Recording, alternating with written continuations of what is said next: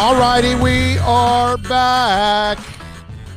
Ready to rock. If you want to get in on the accidentlawfirm.com text line at 786-322-MON-1105. That's 786-322-1105. On a lighter side, on the Michael K. show, they had Larry David. And Larry, if for those of you that watch Curb Your Enthusiasm, it's obviously a hilarious show. I've watched it over the years. And so Larry David was on with Michael K. And he's a huge Jets fan, right? And he talks about how he has had contact with the Jets front office and some of his exchanges over the years with the Jets front office. I found this out today, but you are actually a part of the Jets hierarchy. And I'll tell you exactly what I'm talking about. Mike Tannenbaum was on with our 10 to 1 show today. And when he got hired as the GM of the Jets, you don't even know this, Peter, this is what he said about an interaction with Larry David. 2006, my first year as general manager, about 5 days before the draft, phone rings. My assistant comes in and says, Larry David's on the phone. I'm like, get out of here. Larry David's on the phone. Larry David's on the phone for you. Pick it up. Mike, this is Larry. You got to draft Reggie Bush. You have to draft him. So, long story short, we had a great conversation. I'm like, Larry, we'd love to send you some Jet stuff. And, what size are you? And he like, puts me on hold, covers up the phone. It's like, Dolores, what size am I?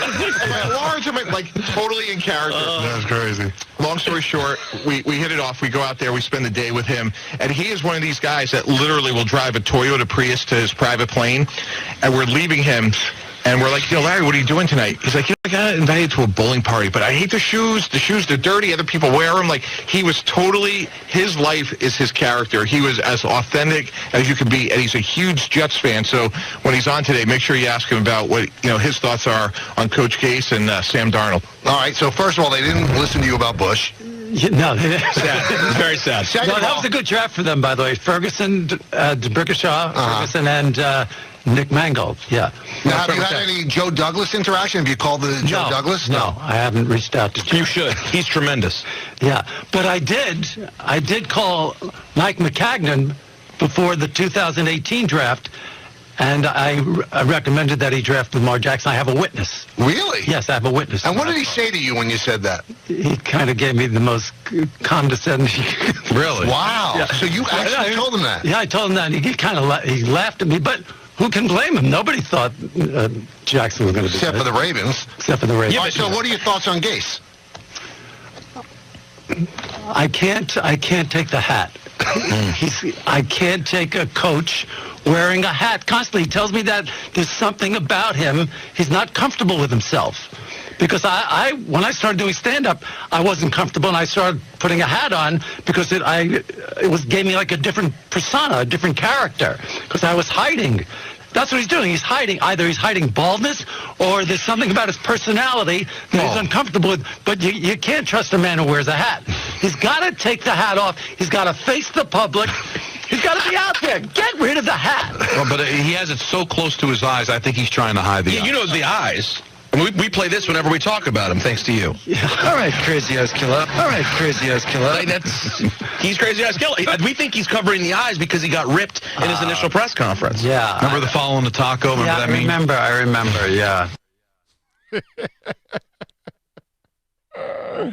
He is the same guy in his show and in real life. It's the same character. There's no doubt about it. You can just tell that he doesn't have to act, actually, basically. But it's a character most of us love that watch the show. But it's funny how Gase is that he turns everybody off eventually. Eventually, people figure it out and they see what kind of a phony he is. And Larry is. He's right to a certain extent about the eyes and all that stuff, and that you're obviously ashamed. And yeah, when he came in the introductory press conference, that was freaking hilarious. I mean, the person that made the taco video and with the Celine Dion music and all, I mean, that was just genius. It was awesome. But how about you being a fan and you have access to the general manager. Think about all of you out there that you could have picked up the phone one day and called Jeff Ireland. And you could pick up the phone right now and call Chris Greer if you want.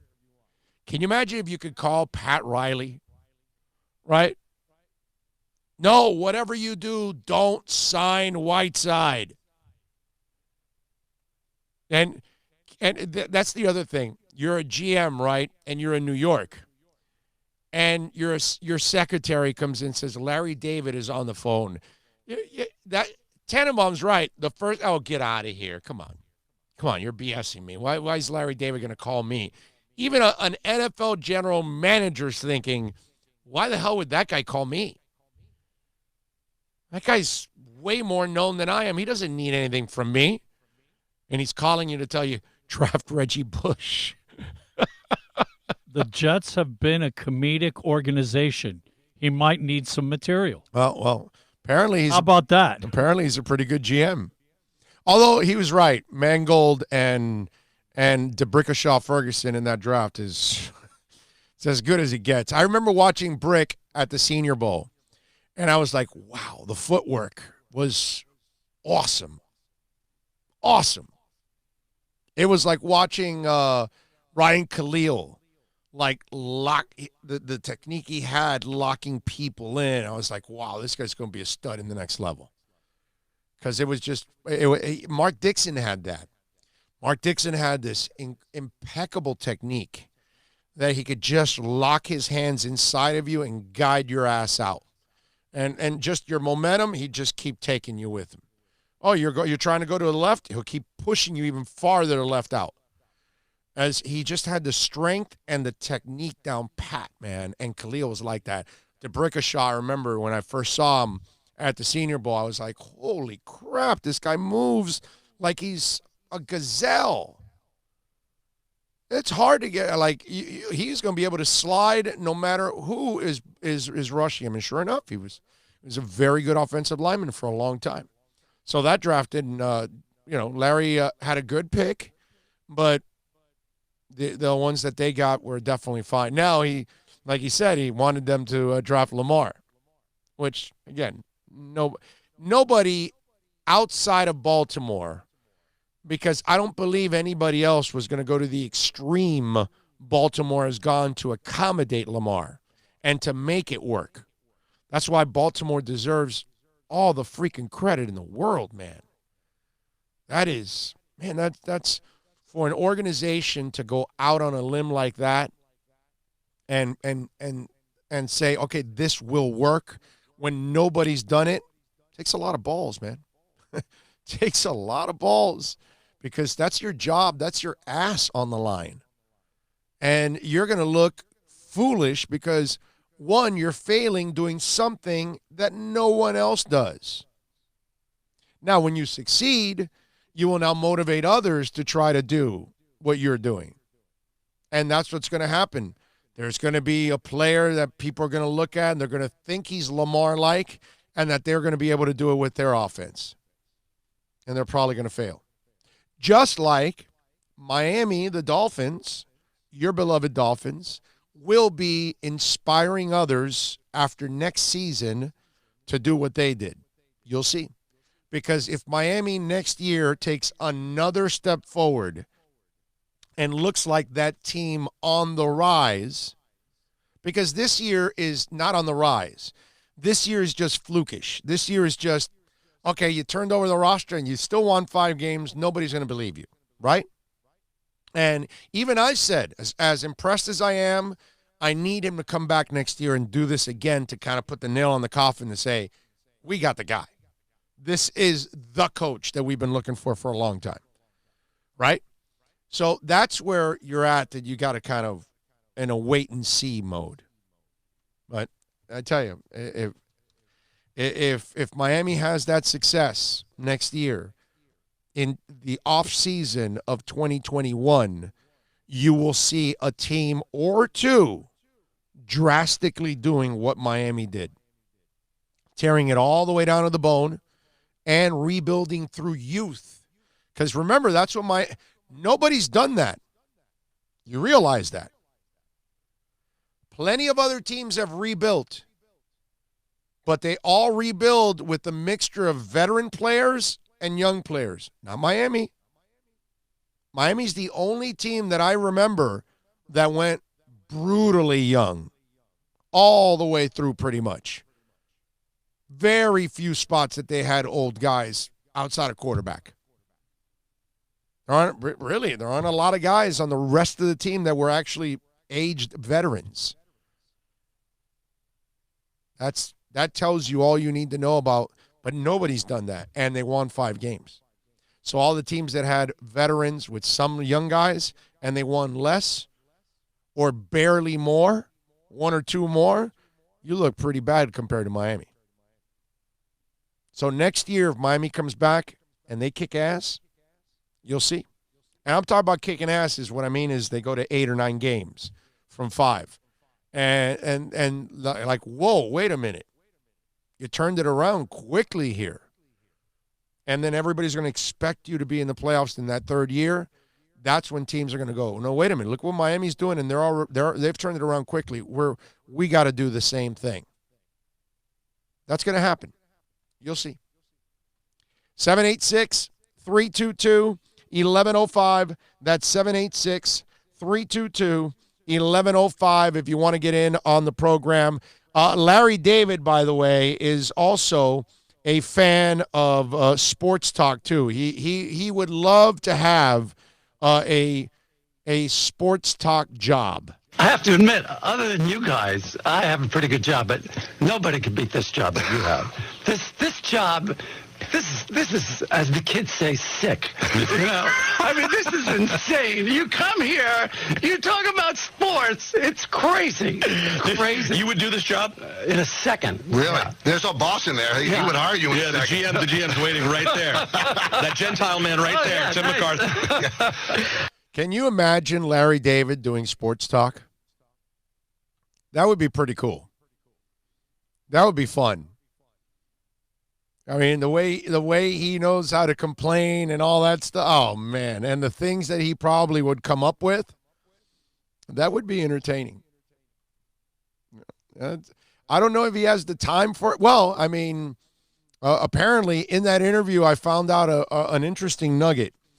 Did you know that the 10 seasons of Curb Your Enthusiasm has taken 20 years to film? That's how many hiatuses they've had. In fact, I think he was talking about between season 5 and 8 was like 5 years. Or season 5 and 6, I think was 5 years or something like that. I forgot what number exactly, but I think it was 5 and 6 or 6 and 7 or something like. I forgot what he said, but 20 years it's taken to film all 10 years of Curb Your Enthusiasm. That's pretty amazing, man. So he's had a lot of off time, and during that time he can actually do a talk show. Now I'm sure he's got more time now on his hands. Maybe he wants to switch over to talk radio. That would be a funny thing. All right, 786-322-1105. That's 786-322-1105 if you want to get in on the program. Don't forget that we're proudly brought to you by Craig Zinn's, Acura of Pembroke Pines. And, folks, they got some great 2020 lease features going on right now. The ILX is $209, the TLX $239, the RDX $339, the MDX $349, only $29.99 due at signing, plus tax tag and registration, folks. Tell them that Big O sent you. Get on down to 15601 Pines Boulevard, just off of I-75 in Pines, and, of course, tell them that Big O sent you. I promise you, Larry Schlossberg and Tony Stampone and Pat Nasto, all these great guys are going to take care of you at Craig Zinn's, Acura of Pembroke Pines. Now, the other thing that's been in, it's past development now. It's going to actually air is the Aaron Hernandez documentary, and it's called It's called Killer Inside Mind of a a killer, okay? And you know what? I did not write down the date, but let me give you the preview of Aaron Hernandez and the documentary on Netflix. I have to admit, other than you guys, Okay. I have a pretty good job. I don't think Nobody that's can it beat right this. there. Okay, I'm pretty sure. Unless Larry David's become part of that Netflix show. Yeah, no, I don't think so. But let's try it again. No one has allegedly murdered 2 people and then played an entire season as a professional athlete. I can't wait to be free. I'm Aaron Hernandez from Bristol, Connecticut. I play at Bristol Central High School. Aaron Hernandez was a different level of athlete. He was kind. He wasn't someone who picked on other kids. He's one of the best players in America. Get him the ball. The Patriots reward him with a $40 million contract. Aaron Hernandez was a ticking time bomb. The why is the story here. He was out to prove something. Like a tough guy all the time. He had a second residence. The flop house. He had trouble with drugs, with guns. Aaron was absolutely operating on the edge. New England Patriot Aaron Hernandez was arrested this morning at his residence. Aaron was accused of murdering Odin Lloyd, his future brother-in-law. How can an individual who has everything get involved in something like this? I was the happiest little kid in the world, and you fucked me up. I ain't living with that. You did. I had nobody. What do you think I was gonna do? Become a perfect angel? Aaron was extremely terrified of his father. Violent outbursts were not uncommon in the Hernandez home. Aaron had a history of concussion-related injuries. At the drop of a hat, he became angry and violent. He had everything and threw it all away. We had to hide what we were. He was in such denial. Aaron had reason to fear for his own life. I wanted revenge. None of it makes sense. The story is not just the Aaron Hernandez story. There's a lot of lives affected by this guy. Had to be shocked for all your teammates. Next question. I'm gonna explode.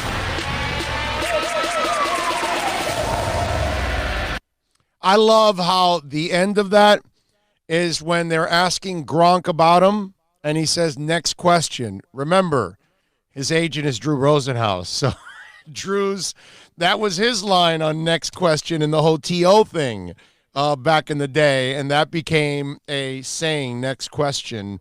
And they kind of close it out with Gronk. Obviously, they're asking about, two polar opposites, right? Gronk is never a murderer or a criminal or anything like that. But Gronk can party and have some fun and, maybe get in that kind of trouble, but not the kind of trouble that this animal was a part of. And listen, that he's passed away, I'm sorry if I'm not going to speak about him in any kind of glowing terms or I'm going to have any kind of sympathy for him because I don't. Okay? I just don't have sympathy for people like that. Sorry. I don't. That's not the kind of guy that is the kind of guy. The problem is I am going to be intrigued to watch this, okay? Because there are so many layers to everything that's going on.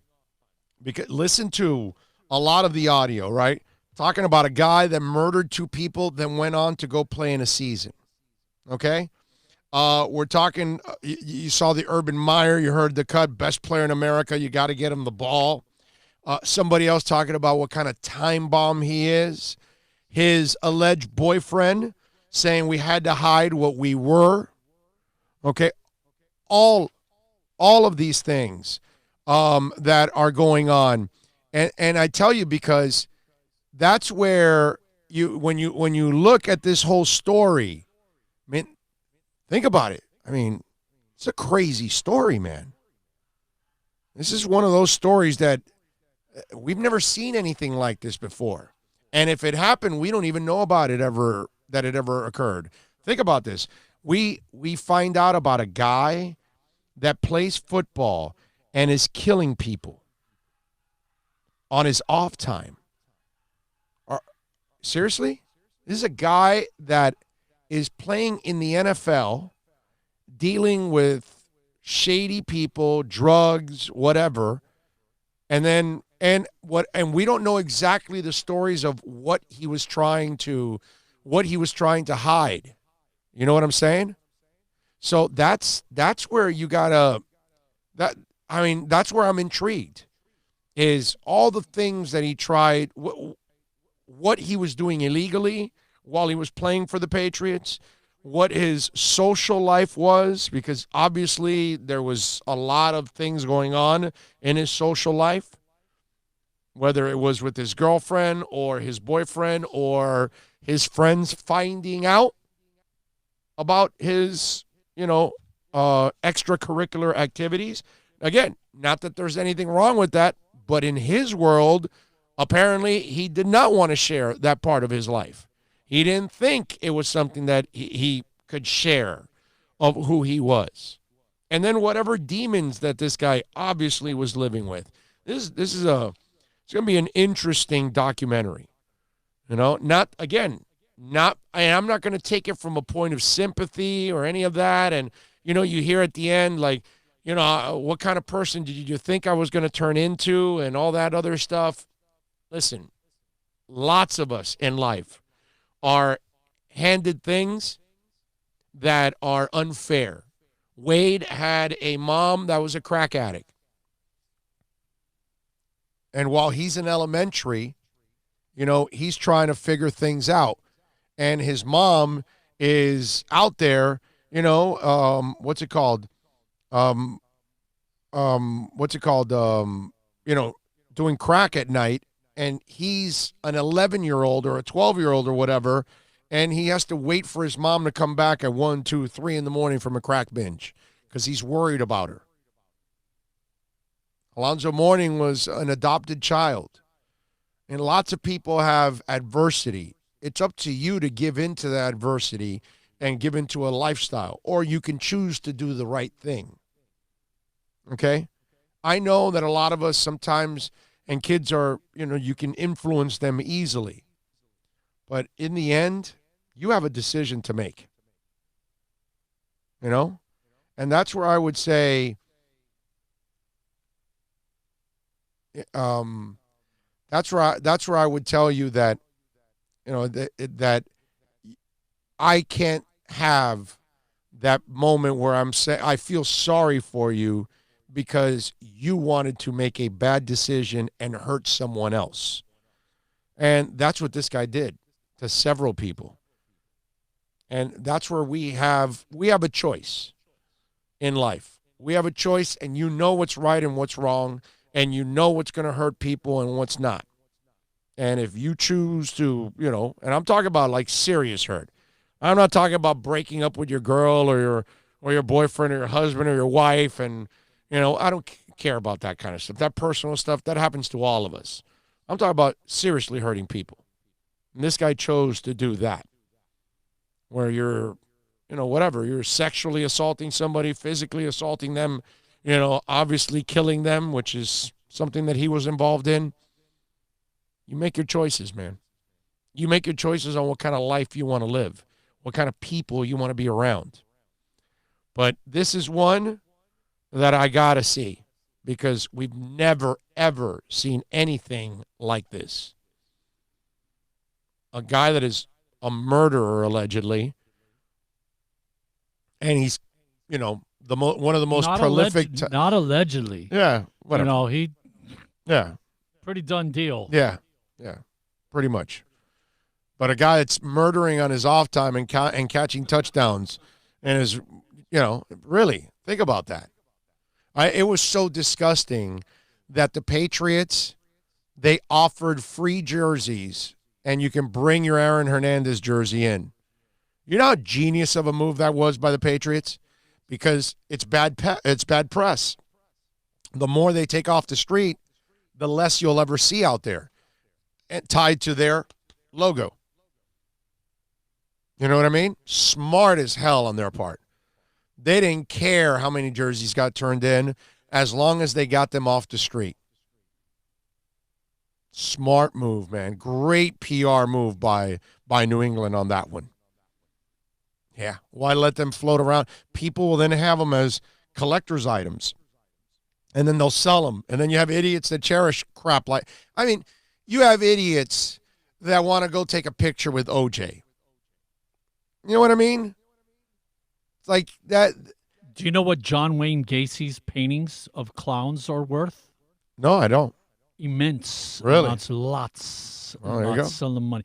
Any of that serial killer, if you watch ID, you know, the show, the channel, which I do, a lot of that, remember, man, it's expensive.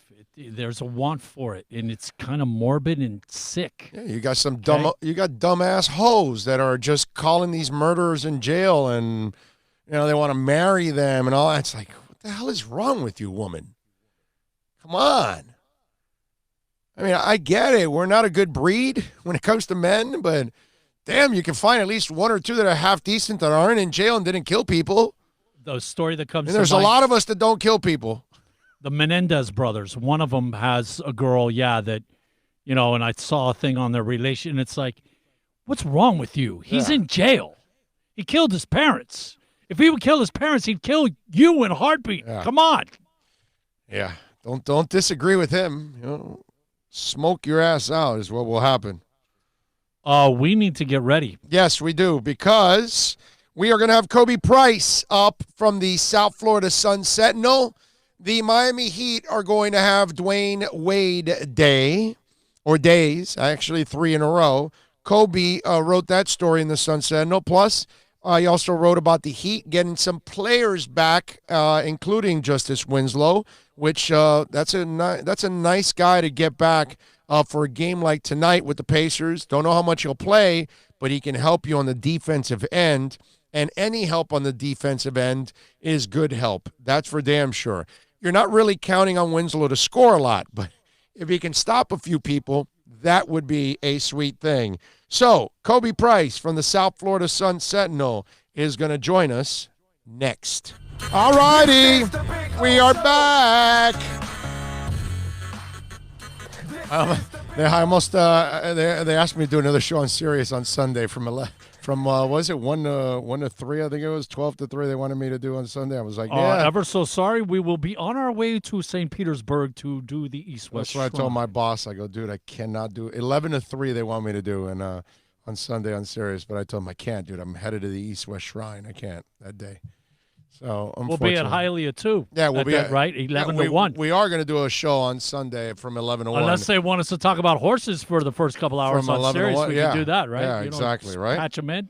Yeah, that would be cool. All right, let's talk to my man Khobi Price.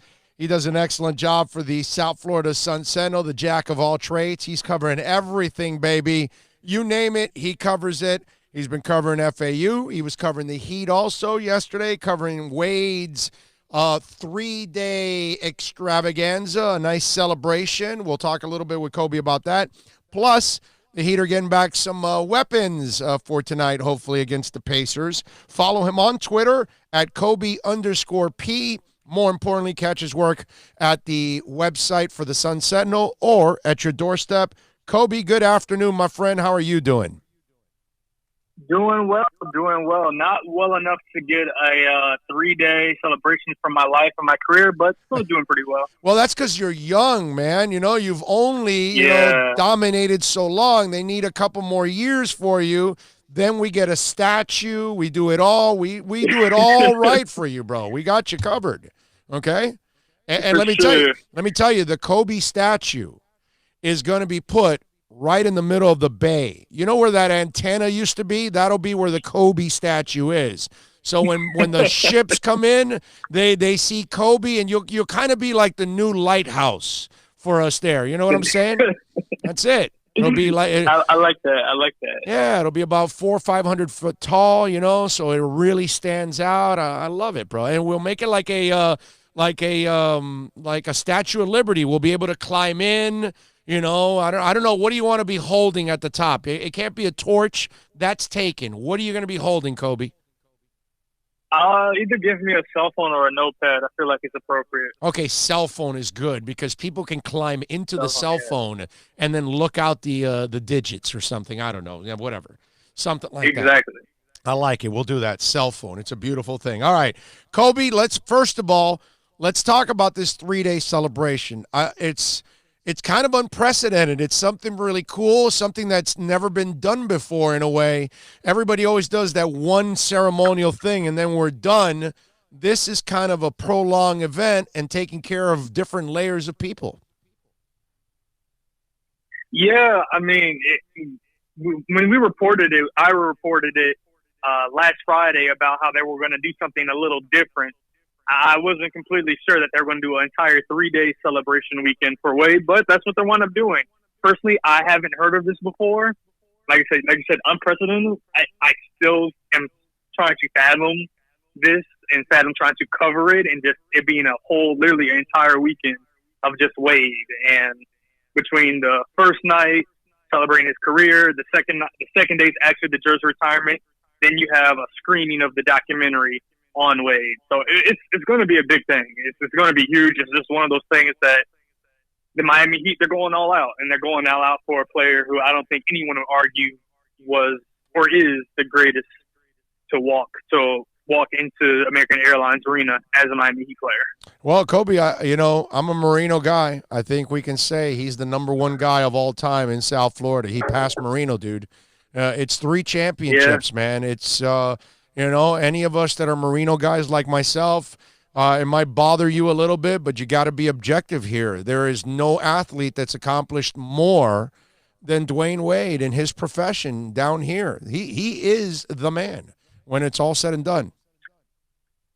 He is, and that's a great comparison, Marino Wade, and that's the difference right there. You bring 3 titles. You bring one, you win the Finals MVP, and then you help bring 2 more with the Big 3 era. You're the leading scorer in franchise history. Granted, you didn't play all the years with the Heat, but nobody's going to remember those Cleveland and Chicago Bulls year and a half. We're only going to remember the Heat years. But, yeah, he's the man in South Florida. Not just in Miami, but all of South Florida. No matter where you go, he's a global icon. So if anyone deserves a 3-day celebration weekend down in South Florida, can't argue with Wade. No, and the first night, Khobi explained to folks that it's for season ticket holders, but the public will be able to view it too. Yeah, it'll be a series of tributes that Friday night, February 21st, at American Airlines Arena. It will only be for season ticket holders, premium seat holders, and corporate sponsors. However, Fox Sports will have exclusive live coverage of the event, and it'll be basically a tribute. It'll be giving tribute to Wade's career and his life, and then as well, the people who are in attendance, I believe, will also get a quick sneak peek of Wade's jersey retirement ceremony. Let me ask you, Khobi, did you guys ask at all if there would be any statue? Because that's the one thing I did not hear. We got the Wade celebration the first night. We got the retirement of the jersey the second night. And then the third night, we have that documentary that you can buy tickets for $3 to get in. I did not hear of a statue. So no statue coming? No, not now at least. No statue on the schedule. But just because it's not a statue now doesn't mean there can't be one built later. Yeah. To be honest with you, if they're going to build a statue, now maybe they're going to do 2 separate ones. But I think the Dwayne Wade, LeBron James picture for a statue, that would be iconic. Wow, that's right. The one where he's just got his arms wide open and LeBron is dunking behind him. That actually, you know what? That would be the ultimate statue to put out there. You know what I'm saying? That is a great idea, Khobi, dude. Did you mention it to him? Because you should get credit for that. Okay, you need to get credit. I haven't. And this honestly, this came to my brain as you were saying. It's like, you know what would be a good idea? That dunk. Now, granted, they might want to be 2 separate statues, and they might have one big one for the Big 3. But that wouldn't be a bad idea if they want to do a Wade and LeBron one together. But they might opt for a separate one. But I like that one. But I also arms out, LeBron dunking. But I got to tell you, I also like your other idea of a Big 3 statue because of the impact that they left. I like that, but Wade overall obviously deserves one. Here's something I added to all of this when I was reading your story. This is what I want. I want them to do something inside the arena in the concourse somewhere already for Pat Riley. I know he won't allow it because he'll want to be retired by that time. He doesn't want to be praised and all that because that's who he is. I get all that crap. But the man's in his 70s.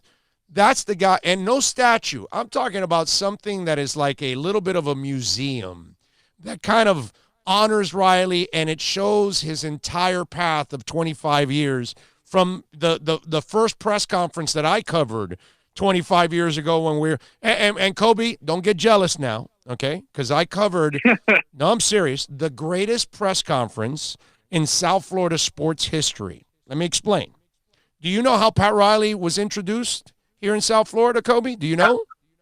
How so? No, I do not actually. Okay. So Mickey ends up taking over the team. He hires, his first hire is Riley. You know where he holds a press conference? On a boat, dude, on a Carnival boat.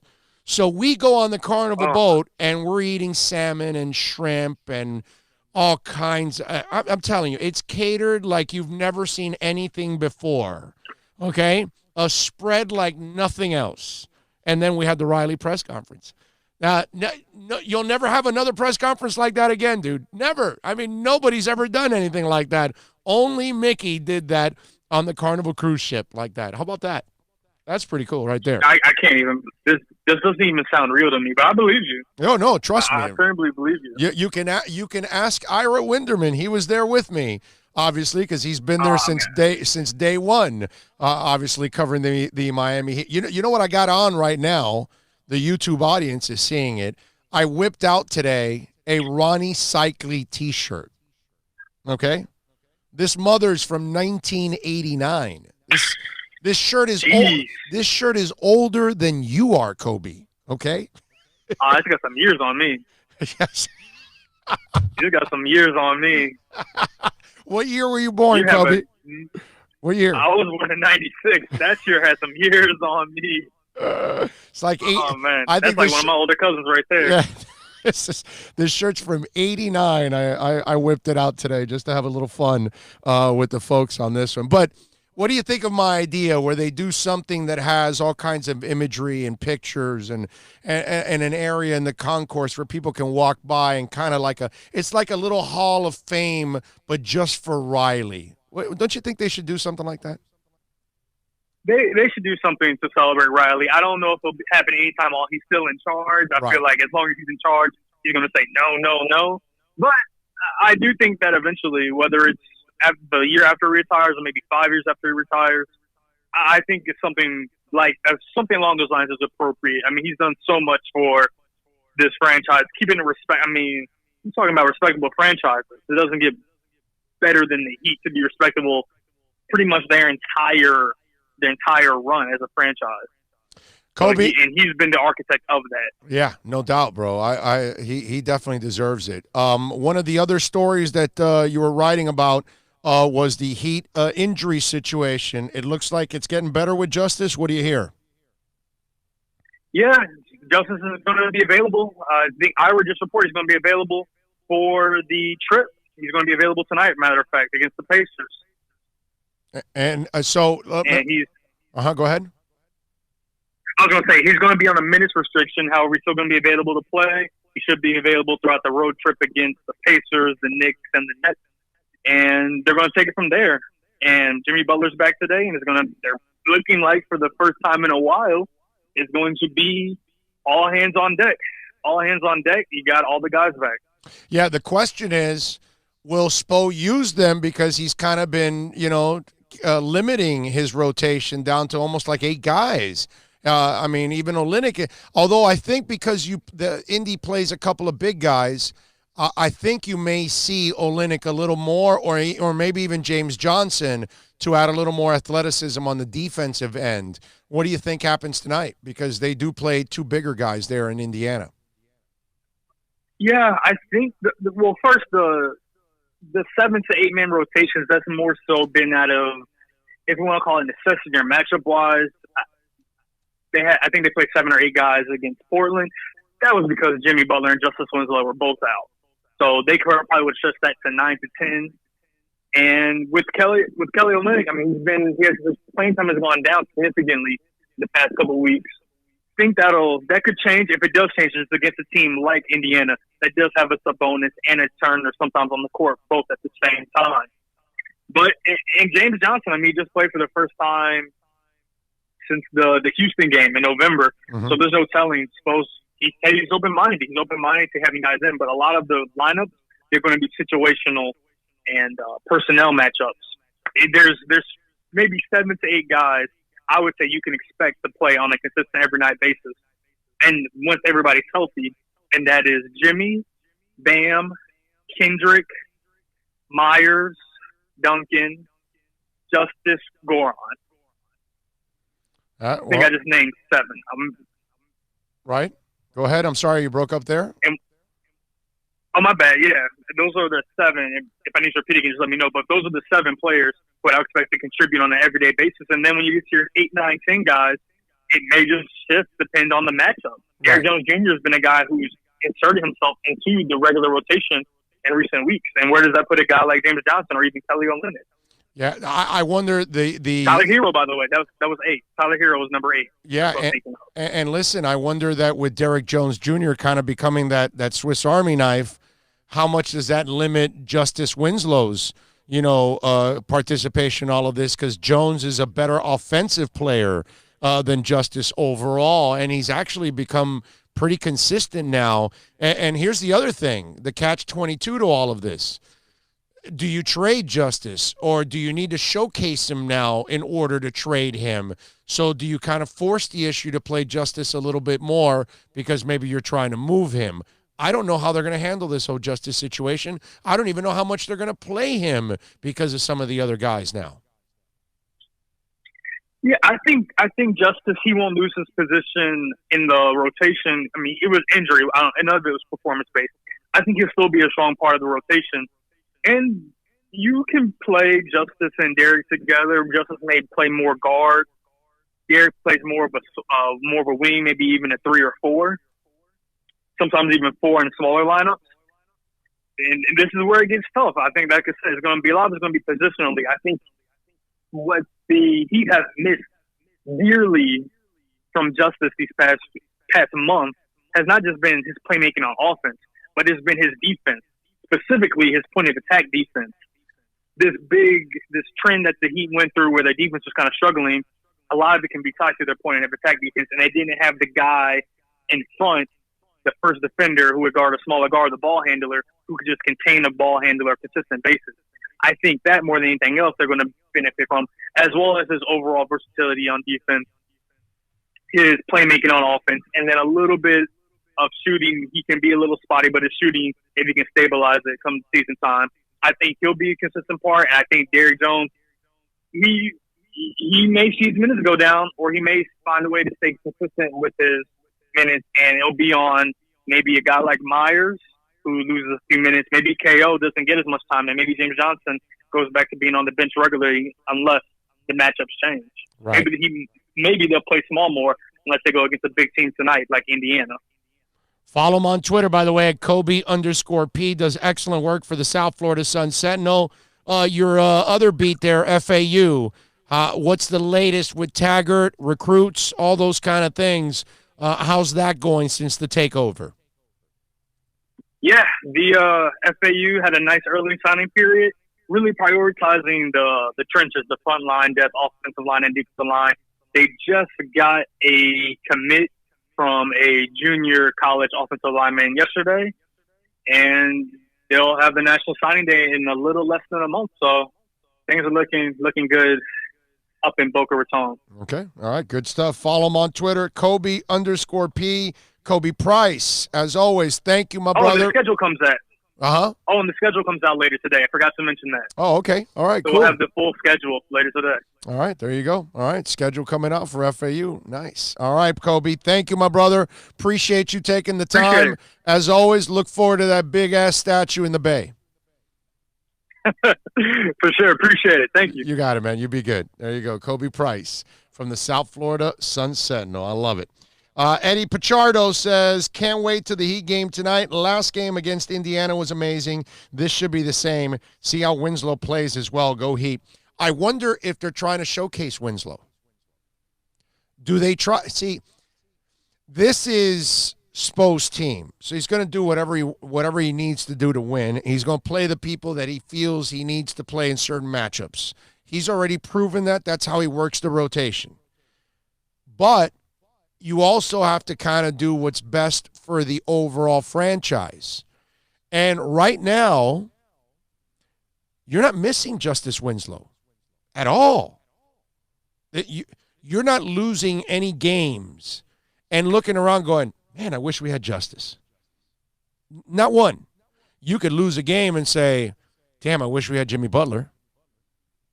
You know, like the other day, it was a huge difference in the free throw line without Butler. Why? Because Butler goes to the line 9, 10, 12 times, 14 times a game. Isn't he the number one guy in the league? Yeah, exactly. So it took the average completely out of whack.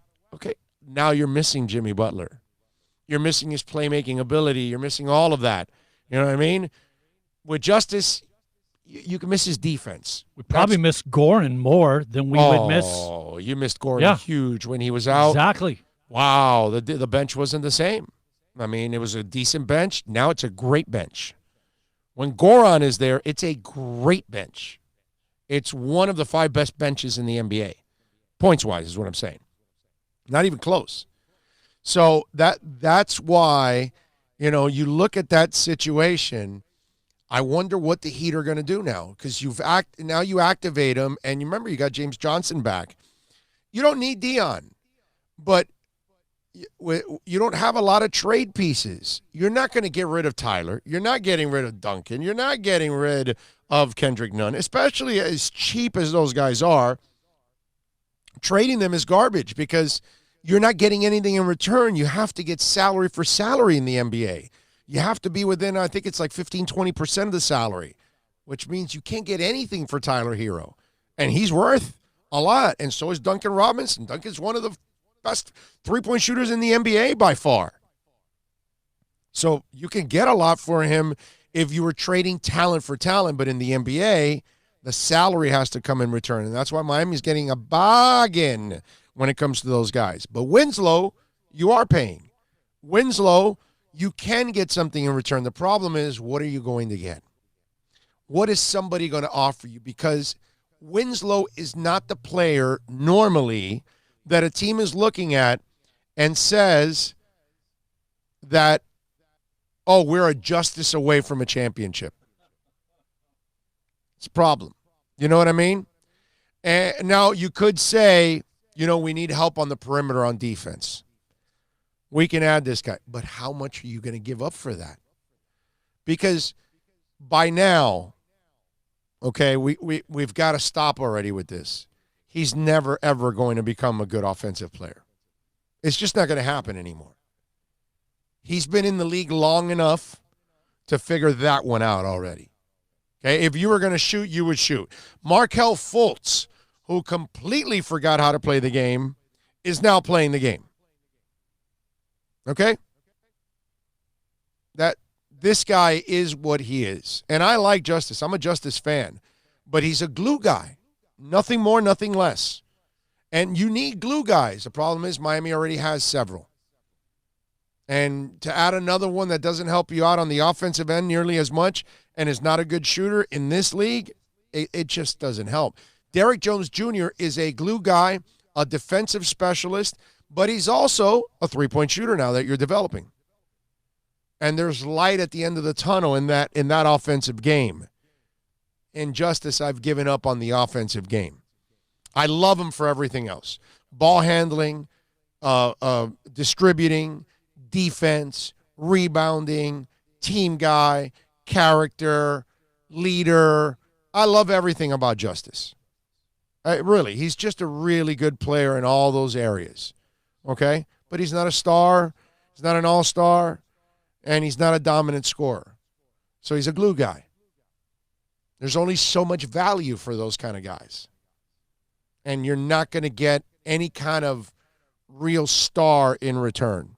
And that's where it becomes a catch-22. How do you do it? What do you do?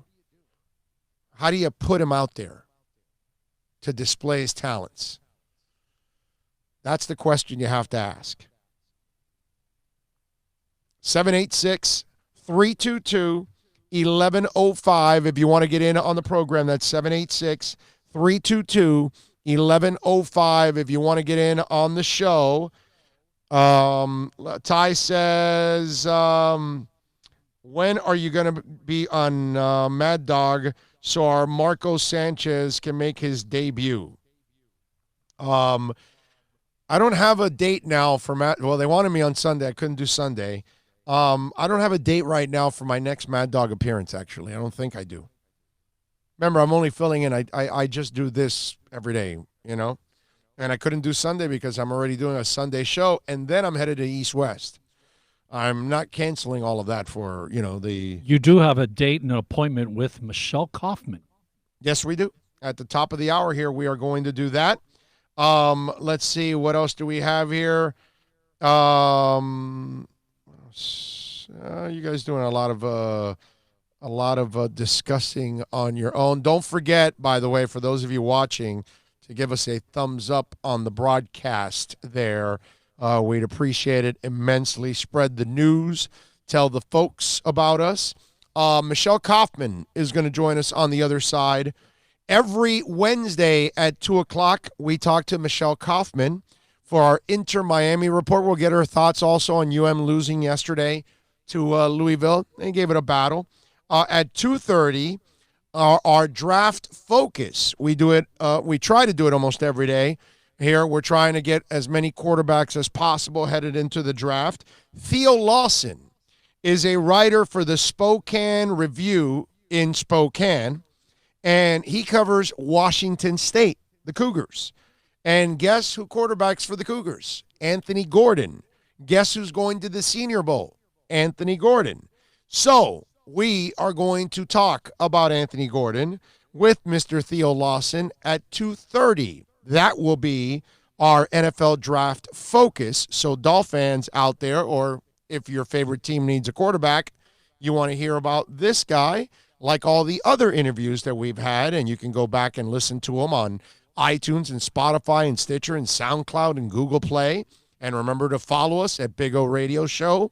Make sure you follow also our YouTube website at Big O Radio Show also. And remember, you can reach out to us on the accidentlawfirm.com text line, 786-322-1105. Let's take a break. Michelle Kaufman from the Miami Herald joins us next.